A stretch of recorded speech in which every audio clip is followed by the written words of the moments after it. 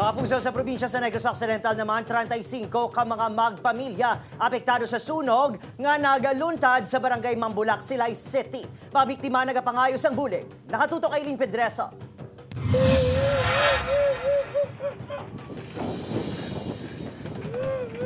Makitaan sa sininga video ang madasig na paglaptas ng kalayo sa 31 ka mga pamalay sa sitio Dakutan Dako, Barangay Mambulak, Silay City. Nagluntad ang sunog pasado alas 2 kiinas ang kaagahon. Tungod kalabanan sa mga balay human sa light materials. Madasig ang paglamon sang kalayo. Ang iloy nga si Roseanne, wala na sa may nasalbar nga gamit. Magluwas sa birth certificate kag diploma sang iya nga bata. Ginhingagaw sini nga mapagwa ang pamilya matapos ginpukaw sila sang dako nga kalayo. Ako ni nga gawon, pag panaog ko sa balay, ang nanay ko man sa baybay mo. Tiyan mo lang itong nabutong ko nga ginkaptan ko kabana ko nga manaog na kayong kalayo ara na. Posible nga kuryente ang gintunaan sang kalayo suno sa mga residente. Kurente, wala do nagtapit kanay ang kurente, amo to siya nalinan.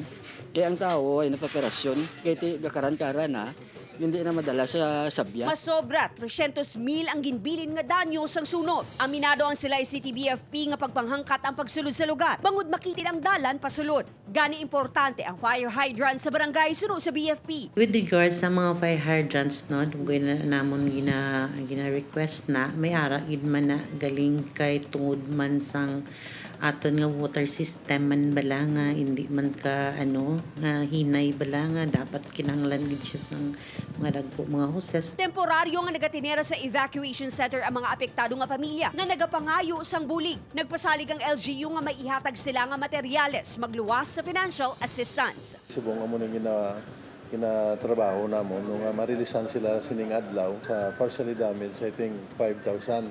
Ang sa totally damaged sa muna ang 15,000. Upod Karua Banggoy, Aileen Pedreso. One Western Visayas.